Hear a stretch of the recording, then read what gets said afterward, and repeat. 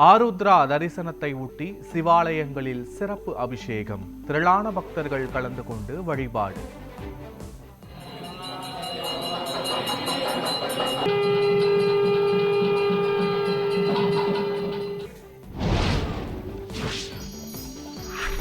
சென்னை கடற்கரை பண்டைய தமிழர்களின் பண்பாடுகளை உலகெங்கும் எடுத்து சென்றுள்ளது. பல்கலைக்கழக பட்டமளிப்பு விழாவில் குடியரசு துணைத் தலைவர் CP ராதாகிருஷ்ணன் பேச்சு.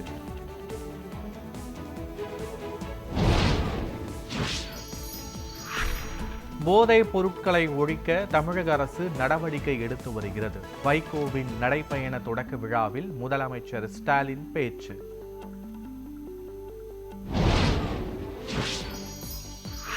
திருச்சியில் மதிமுகவின் சமத்துவ நடைப்பயண தொடக்க விழாவை புறக்கணித்த காங்கிரஸ். அழைப்பிதழில் பிரபாகரன் படம் இருப்பதை சுட்டிக்காட்டி காங்கிரஸ் புறக்கணிப்பு.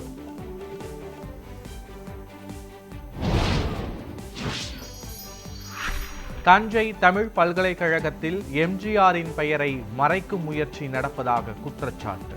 தமிழக அரசுக்கு அதிமுக பொதுச் செயலாளர் எடப்பாடி பழனிசாமி கடும் கண்டனம்.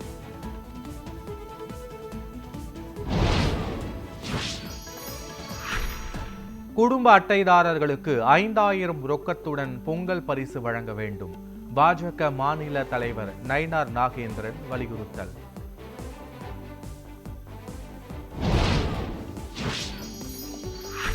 தமிழ்நாடு காங்கிரஸ் கமிட்டி அழிவின் பாதையில் செல்வதாக நாடாளுமன்ற உறுப்பினர் ஜோதிமணி குற்றச்சாட்டு. கட்சியில் கட்டுப்பாடு அற்று தொடரும் உட்கட்சி பிரச்சினை மிகுந்த மனசோர்வை ஏற்படுத்துகிறது எனவும் பதிவு.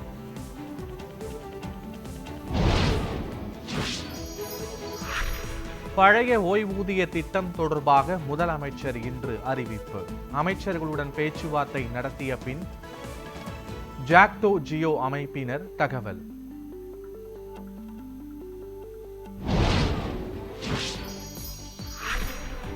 பணி நிரந்தரம் செய்ய கோரி போராட்டத்தில் ஈடுபட்ட தூய்மை பணியாளர்கள். சென்னை மாநகராட்சி ஆணையர் வீட்டை முற்றுகையிட்டு போராட்டம் நடத்தியதால் பரபரப்பு.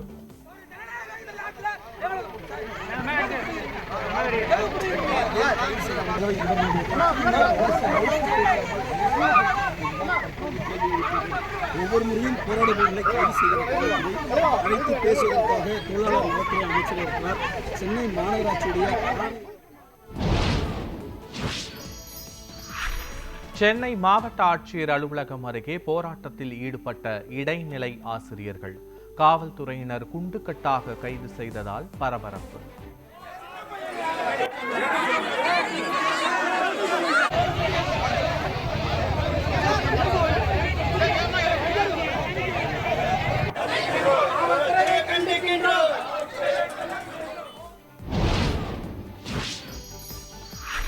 சம ஊதியம் கோரி போராடிய ஆசிரியர்களை கைது செய்வதா என பாமக தலைவர் அன்புமணி கேள்வி.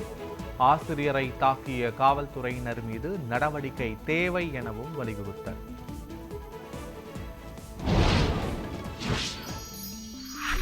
ஆசிரியர்களை வாட்டி வதைக்காமல் கோரிக்கைகளை உடனடியாக நிறைவேற்ற வேண்டும். தமிழக அரசுக்கு நாம் தமிழர் கட்சியின் தலைமை ஒருங்கிணைப்பாளர் சீமான் வலியுறுத்தல்.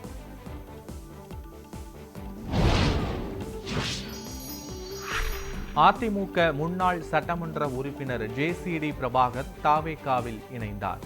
விஜய் முன்னிலையில் தாவேகாவில் இணைத்துக் கொண்டார்.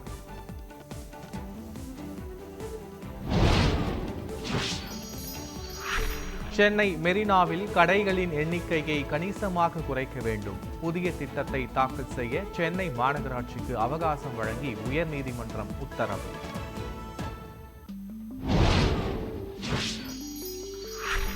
கொடைக்கானல் நகராட்சி சுங்கச்சாவடியில் முன்னறிவிப்பு இன்றி உயர்த்தப்பட்ட கட்டணம். 50 ரூபாய் வரை கட்டணம் உயர்ந்துள்ளதால் சுற்றுலா பயணிகள் அதிருப்தி.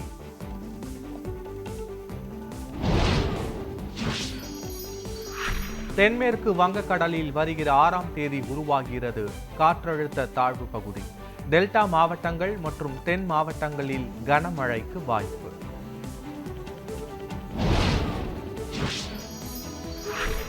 நீலகிரியில் கொட்டி தீர்த்த மழையால் மண் சரிவு.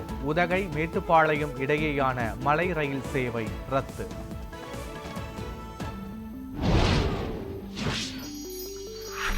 விருதுநகர் மாவட்டம் சாத்தூர் அருகே சட்டவிரோதமாக பட்டாசு தயாரித்த போது தீ விபத்து.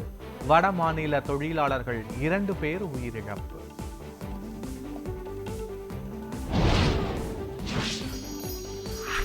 பிரசித்தி பெற்ற நெல்லையப்பர் கோயில் தேர் வெள்ளோட்டம்.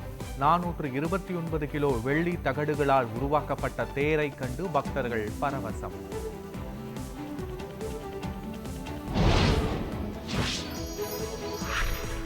சிதம்பரம் நடராஜர் கோயிலில் இன்று ஆருத்ரா தரிசனம். திரளான பக்தர்கள் குடும்பத்துடன் பங்கேற்க ஏற்பாடு.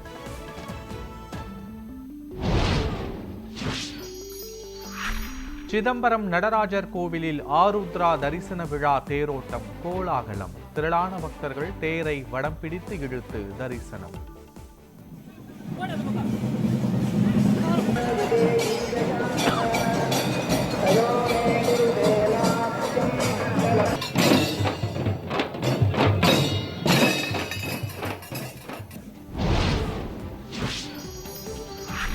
திருப்பதியில் 8ஆம் தேதி வரை இலவச தரிசனத்திற்கு மட்டுமே அனுமதி.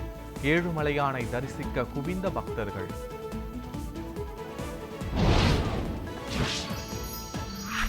கர்நாடகாவை சேர்ந்த ஆன்லைன் விளையாட்டு நிறுவனத்தின் 192 கோடி ரூபாயை முடக்கியது அமலாக்கத்துறை. ஆன்லைன் விளையாட்டுக்கு தடை விதித்தும் வாடிக்கையாளர்களுக்கு பணம் தராதது அம்பலம்.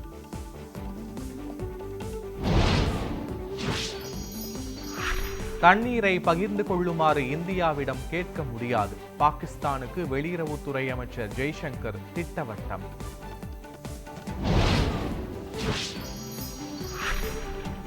ஜம்மு காஷ்மீரின் சோனாமார்க்கில் தரையே தெரியாத அளவுக்கு பனிப்பொழிவு. பனிப்பொழிவை ரசிக்க குவிந்து வரும் சுற்றுலா பயணிகள்.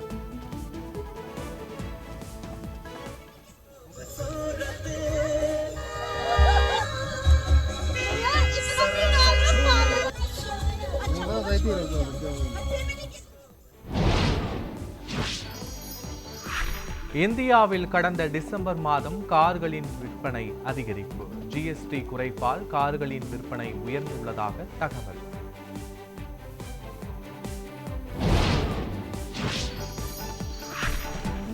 பங்குச்சந்தை முதலீட்டாளர்களின் முன்னோடி வாரன் பஃபெட் ஓய்வு.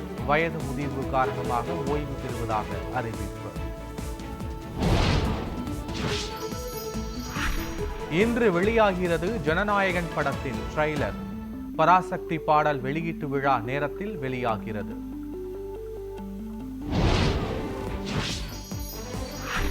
வரும் 28ஆம் தேதி வங்கதேசம் செல்கிறது இந்திய அணி. 3 ஒருநாள் மற்றும் 3 T20 போட்டிகளில் விளையாட இருப்பதாக தகவல்.